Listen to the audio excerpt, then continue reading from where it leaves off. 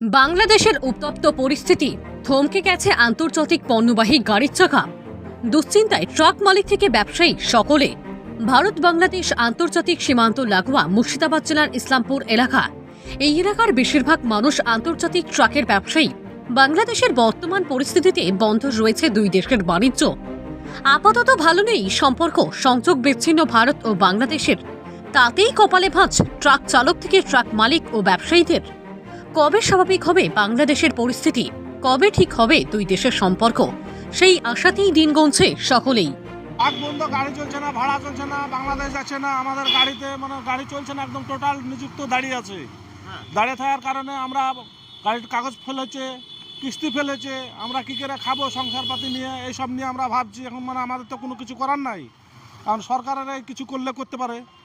বাংলাদেশের বর্ডারে গাড়ি চলে, তাই তো? হ্যাঁ, বাংলাদেশে চলে, ভুটানে চলে, নেপাল চলে, সব জায়গাতেই চলে গাড়ি আমাদের। এখন কি অবস্থা? এখন এই তো গাড়ি দাঁড়িয়ে আছে, গাড়ি যাচ্ছে না। গাড়ি যাচ্ছে না, বাংলাদেশ পার হচ্ছে না।